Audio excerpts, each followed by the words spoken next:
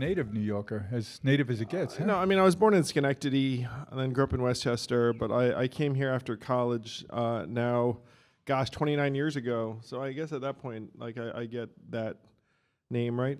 Is that native? I think it's very native. Mets fan, long-suffering Mets fan. There has to be a little pain in all of our lives.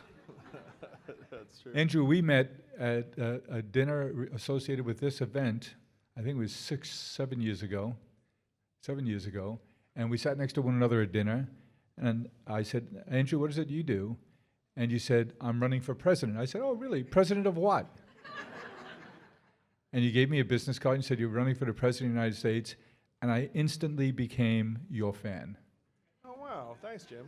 Not only That's why I'm president today, and things are going so well. I was the voter. But I took a particular interest. The highest compliment I could pay you was I went out of my way to introduce you to my sons, because I thought, what a role model for them to have. A terrific guy who's done so much. You're obviously a very bright guy, really well educated, grew up in an interesting household with parents who emphasized education, but from different spectrums. And I thought it was so bold of you to do that, and then to see you do so well, and to know that you've been an entrepreneur before that, you've been in the not-for-profit space. Of course, you had this run for president, and you held your own and a lot more in every debate. Being a debate champion and having really good ideas and thoughtful ideas. Oh, you remember I ran on something called AI taking the jobs? You all remember that? Man, I imagine being at a truck stop in Iowa making that case in 2019. That was me, the magical Asian man from the future. Did you say you were good at math? Make Americans think harder. Again, a futile effort, it turns out. Now every day someone comes up to me on the street or on my social media feeds, be like, oh man, you called it back in 2018, 2019. So cold comfort on that level, and I know it's one of the themes of today's conference, but here we are. AI is here, and I think people could use that $1,000 a month right about now. Well, you were a big proponent of UBI, basic income. I think it's more on the table today. I'd love to hear what you think about that. But you just mentioned that you were prescient 7 years ago, about where things were going. Look ahead for us now. I have a panel I'm doing later in the day that's all about the future, but let me put you on the spot. We're going to touch on some of your entrepreneurial activities right now, so you're really having to flex your muscle and put your money where your mouth is. Tell us, looking ahead 5 years, besides the unbelievable success of Noble Mobile, which we'll get into in a minute, what do you see coming down the road? What you're looking ahead, as you always do, what do you see coming that we should anticipate? I was a CNN commentator. I still am sometimes. And they brought me in a few years ago and said, hey, Andrew, we'd like to do a show with you called The Future Of with Andrew Yang. So it'd be like the future of medicine, the future of education. And I said, okay. And then they ran a focus group, and they came back and said, hey, Andrew, some bad news. Americans don't like the future. So when you ask me to forecast 5 years out, I mean, unfortunately, I think the American people sense something. Now the pyramid is going to become a column because you really don't need the army of young people. And so what does that mean for the whippersnappers who need to get leveled up and trained up and get on a ladder when there is no ladder? So that's going to have really disastrous effects on some of those individuals, but also on those households and the culture. Now, you have young kids. You have 2 boys, I think it is. If you have parents in the audience here, grandparents, in my case, I have a 17-year-old granddaughter, the oldest of my 7. She's looking at colleges now. What are you whispering in her ear that she should do with a college education, what she should be studying? What are you telling young people? I know you hear that all the time. Oh, yeah, of course. I just... I was asked this again yesterday on a different stage. So Not a better state. 8 years ago. Oh no, vastly inferior. Like wasn't a circle. So 6-7 years ago, what would you have told that young person? Study computer science. Yes. Become a coder. Data scientist. Yeah. Now you're out of work. Now computer science majors can't find jobs. And so the advice I give, this is the high order stuff, which is realistic for your kids and grandkids, in part because they have you as a role model, Jim. And They can do better. I hate to even say this because it's so cliche. But you want your kids to learn how to be entrepreneurial and adaptive and make it, because the career path, like who the heck knows what that's going to look like. And so when they get to college, it's going to be less about the coursework or the major and more about the leadership experiences, the socialization, the relationships.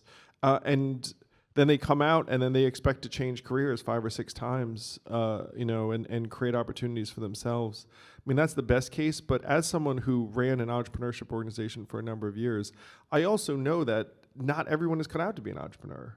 I mean, like if you have like a bell curve distribution and you have like, a top quartile or so for whom it might be appropriate, and then you invest a ton of resources and maybe you can enlarge that to 30% or a third or something like that. But for 2/3 of people, they're just going to look around and be like, okay, like, where'd the job go?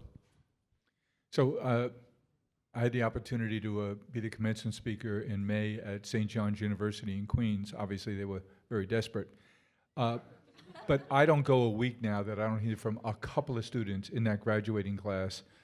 Gal writes to me, I'm a hostess in a restaurant downtown. This is not why I accumulated a few $100,000 in debt. I can't even get an interview. Any suggestions? I hear that every week, a couple of times a week. Yeah, it's heartbreaking. There's going to be a lost generation of workers, and these kids didn't do anything wrong. They just did what they were supposed to do. They went to college. They took out loans in many cases. And the job market is getting changed before their eyes. And it's not like their school comes back and it's like, hey, let's give you a refund or something along those lines. I mean, I went to law school and had 6 figures in debt. And that I used to call my school loans my mistress because it was like sending a check to a family in another town. Like, I hope Sally Mae is having a great life. But that debt load made some sense when I was getting a 6-figure job at a law school. But then if that job's not there, then the debt load doesn't make any sense. So how is your thinking back from your time running for president? I heard rumors that you ran for mayor too, but I don't quite remember that. What's your advice now for those in power making decisions about how do we handle 2 things? Education in general, what we're teaching people. We had Dr. Bobby Wagner up here who teaches at Harvard, a really interesting class for people who are professionals who are returning to get more education around leadership, a great course. What would you do with our education system, with the financing of that, and what do you do with all these people who have the debt load and not the ability to repay it? So I am a parent, and the qualities that I think we want in our kids around resilience and teamwork and adaptability manifest in sports and team sports very, very heavily. And this is funny, as I grew up like a scrawny Asian kid who was not exactly, getting picked first at gym. But I see the value now very, very clearly around, just being able to pick yourself up and and accept wins and losses, and then think, okay, if I work harder, maybe I can change the result the next time. So that's the guidance I give to parents. It's like, look, don't worry so much about the major in college or something. Like, worry about their personal qualities and whether they are happy and loved and good at building relationships. At the policy level, Dario Amodei, the CEO of Anthropic, has just come out and been like, look, man, we're going to get rid of half the entry-level white-collar jobs, so you should probably tax us and do something about that. And so if you imagine an AI tax, I think that to help companies employ these 22, 23, 24, you should just give them like a massive subsidy and be like, look, like you hire one of these 22-year-olds, like we'll pay half the salary. And some of these companies would take you up on that because they know they need some pipeline. Yes. Like you need a few people coming up, and that's the kind of thing that might work, and also might acknowledge the scope of the problem. Well, you're eating your own cooking here. You're taking another walk down the entrepreneurial path. Tell us about how you're thinking about mobile communications and your new company, Noble Mobile. Oh, so check it out. I live here in New York. I walk the streets, and people have said to me, "Hey Yang, where's my $1,000?" That sounds like a good idea for a book title. Which is the name of a book I have coming out in February. It's true. You go to andrewyang.com. But the alternate title was, some of you will love this. The alternate title was, "Hey, am I racist or are you Andrew Yang?" Which I've also been asked on the streets of New York. I've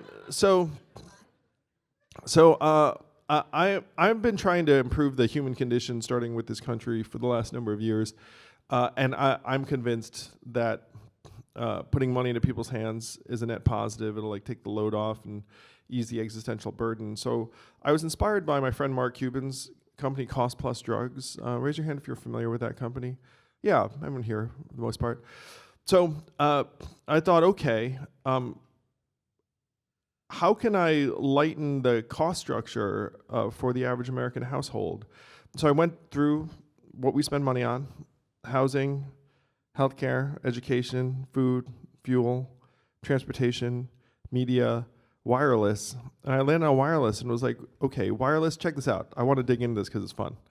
How many of you are Verizon customers? Because we're here in New York. All right. How many of you are paying $100 a month or more for your line? And so I was paying $150 a month until quite recently. The average American spending $83 a month on our wireless. What do you think that number is in Europe? Some of you guys are European, I can sense it. No, see, she even said it was European.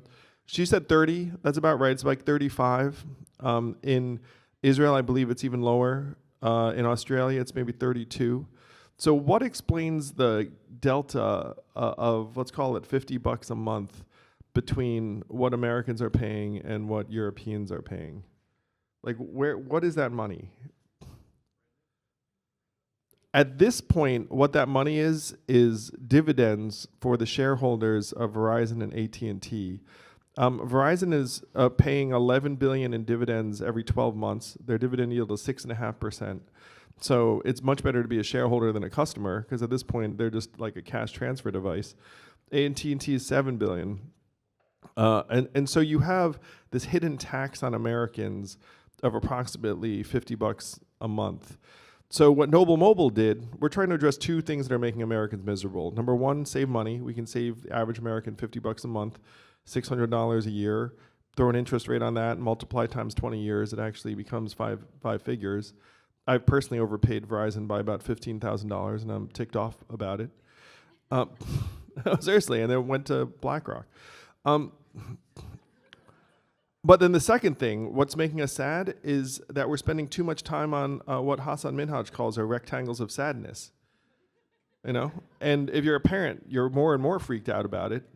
And so what Noble Mobile does, you guys are gonna love this, unlimited data at $50 a month, which is lower than most all of you are paying, but you get $20 in cash back based on the data you use or don't use. So we'll pay you to doom scroll less. And our users now are using their phone 17% less because people like money. So we can address two fundamental problems. One, help you save money, and we put it in a 5.5% yield savings account, so your cell phone plan becomes like your friend. And then it also becomes an angel saying, hey, stop staring at your phone, like your kids are right there. And then you're like, oh, I really should do that. So that's what I'm doing now with Noble Mobile, and I'm happy to say it's growing like gangbusters. So please check it out. How do we sign up for Noble yes. Mobile? And because you're all here, if you go to noblemobile.com/yang, you get 3 free months on the Magical Asian Man. So noblemobile.com/yang. Scott Galloway is the lead investor. We're having a lot of fun with it. Well, I'm not going to bet against Andrew Yang because he succeeds at everything he does. And I think when we gather here next year, we'll be hearing a lot more about Noble Mobile. Help me thank my friend Andrew Yang.